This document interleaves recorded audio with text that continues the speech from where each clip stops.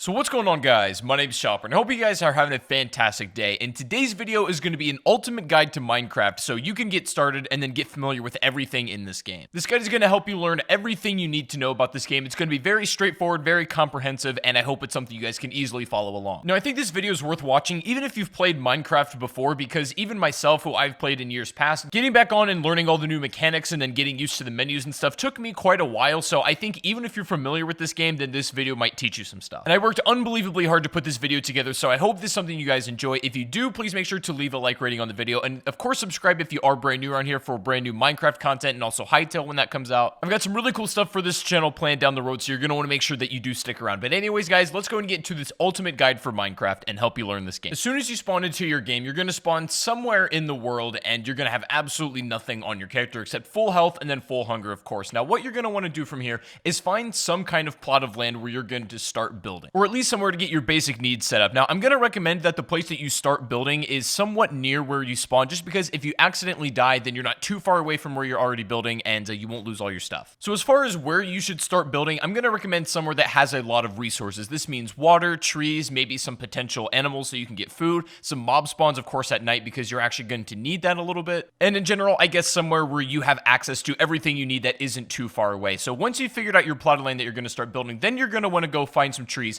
and get wood. Now, you're definitely going to want a little bit of wood, especially when you're starting out, because you're going to need to build a crafting table first of all, and then you're also going to probably want enough to make some sort of little structure, at least for the first night, as you're not going to have a whole lot on your hands because you only have a very limited time to start building this stuff. But once you have some wood, then you can start building your crafting table. Now, this is the most fundamental item you need to build everything else in the game. So you're going to take your wood that you got from the trees, and then you're going to go ahead and build some planks. And you can do this by putting it inside the 4-square grid that's right by your character. And once you have all of your planks built, then you can go ahead and then put them back in that 4-square into a pattern that looks like this, and it should build your crafting table. Pretty straightforward, pretty easy. Now, from here on out, as soon as you place your crafting table down on the ground somewhere, you now have access to all of the craftable items in the game, and the recipes for all these items can be found in this green book, or if you know them by heart, then you won't need the book. Now, as soon as you got this crafting table built, the first item that you're going to want to build yourself, the very first thing you want to go for is a wooden pickaxe. And this is pretty simple to build. You're going to want to make sticks, which is very simple from your planks,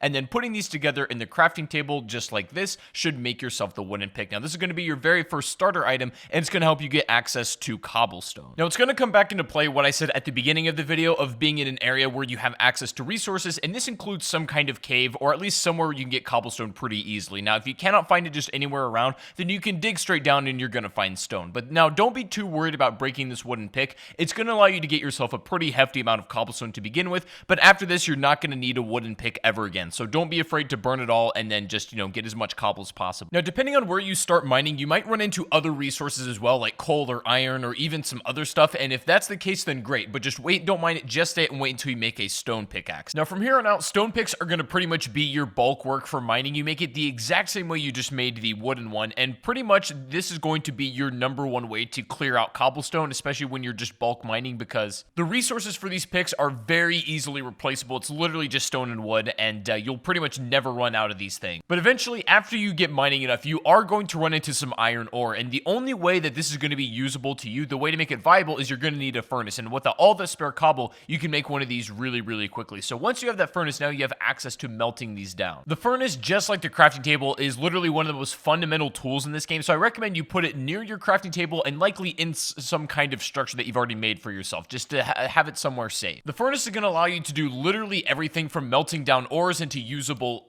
items, and then also cooking food, which is going to give you much more energy than if you were to eat it raw. Sometimes when you're at this point in the game, that's the only thing you have available, and you got to do what you got to do. So it's not like there's never going to be a situation where you have to eat raw meat or you have to eat the rotten flesh in Minecraft, but ideally you want to have it cooked because it's just going to net you a lot more energy and health. So at this point in the game, it's important to protect the resources that you have and then really start to build up where you're going to be staying. Now, what I recommend you do is stock up on a lot of food and then also make a ton of resources in order to build some kind of house. Like normally I just build it out of wood. It's very mobile and you can use this for a lot of things. For example, if you have an excess amount of wood and you're using your furnace and you just don't have enough coal in hand, you can actually burn wood. It doesn't burn nearly as well as the coal does and not for as long at all, but it's still an option if you don't have any at hand. And while you're doing this, it's worth melting down all the iron ore that you have in order to get the ingots because you're going to use these a little bit later on. And for your makeshift safe house, you're just going to want to have something that's tall enough that mobs aren't going to jump in while you're doing this kind of stuff. So maybe be 3 or 4 blocks high will be just fine. And of course, another important thing is you should definitely think about making a stone hoe in order to make an infinite source of food, essentially. Now, I wouldn't waste iron on doing this because, again, these are easily replaceable. You can use wood if you really want to as well. But having a stone hoe and starting out with some wheat seeds that you can get from breaking grass is going to be really beneficial. And also something I strongly recommend is you make a bed at this point, especially if this is where you want to make your spawn point be, because every time you die, instead of spawning where you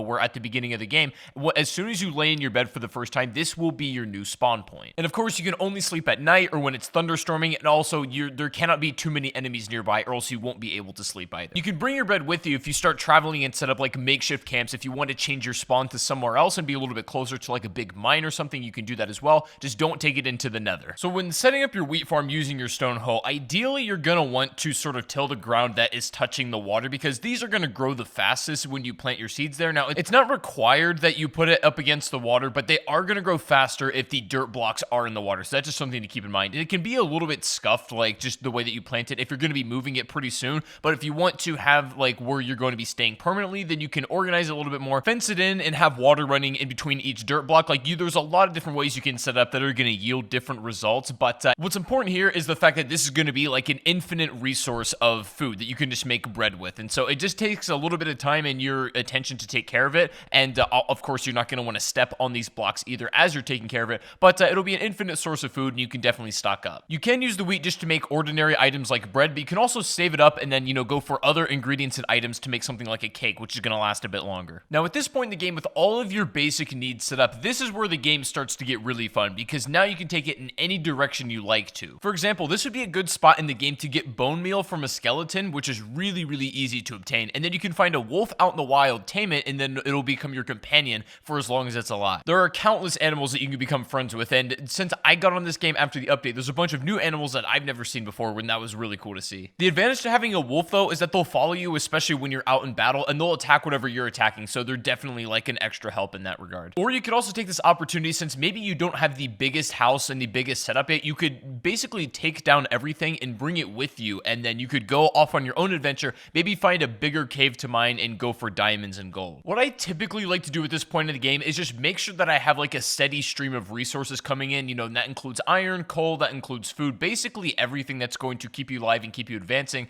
and then also start making moves towards getting some of the rare items in the game, like getting diamonds, and then of course obtaining obsidian. Now, after getting the obsidian material, this is where the game starts to get a little bit more advanced, and at this point in the game, if you've made it this far, then you're probably already familiar with most of the mechanics, and you can pretty much run with it for yourself. And to obtain obsidian, you're going to have to do some pretty extensive mining, so you're going to want to make sure you're well prepared for this. This includes having a ton of torches, a bunch of stone and iron pickaxes, and definitely some swords and armor, which is definitely recommended. When you're trying to mine obsidian, what you're going to notice is when you first come across it, unfortunately, you are not actually able to mine this with your iron pick. You're going to require a diamond pick, and that's going to at least require you to dig far enough down where you're at diamond level, and of course, obtain enough to where you can actually build a pick itself. And so you can also make obsidian if you get a lava bucket, and then you can do it your own with water, but I find it easier just to kind of dig down for it because it's not that hard to come across. And if you run into the situation where you haven't found diamonds by the time you come across obsidian, what I normally do is cut around where I found the obsidian, and eventually you're probably going to run into diamonds, so I wouldn't worry too much there. And of course, since diamonds are especially rare, if you do find it, you're going to want to make sure you take care of it. What's nice about this game, though, is that once you've kind of dug out far enough where you found diamonds already, it's not too hard to keep finding more. So once you initially find your first ones and you can kind of chain off of that, then you should be in good shape just to get more as well. Now, for whatever reason you are struggling to come across diamonds, no matter how much you're mining, I made a video of the top 5 best ways and easiest ways to find diamonds in Minecraft, so you can go check out that video if you're having problems. But if you're there long enough and you're doing everything right, then you shouldn't have any problems whatsoever. And also, you're going to run into a lot of redstone, and you can get really, really creative with this item if you so wish to. But just as a beginner and as a starter point, it's really nice to make something like a clock and also a compass for Minecraft. The compass is going to allow you to travel much further distances without getting lost, and you can safely do it basically by following wherever your house would be, and you can go off and venture wherever you want in this entire world, and then make your way back eventually using this compass. If you want to go a step farther, you can also make a map, which does require a little bit more materials, but it's definitely worth it if you want to go that route as well. And also, having a boat on hand is never a bad idea, because there sometimes are very long stretches of water that can be easily crossed using a boat, but are not easily crossed any other way. If you've done everything in this guide up to this point so far, then you should have a steady stream of resources, a bunch of excess stuff on hand, such as iron, coal, all that sort of stuff, stuff.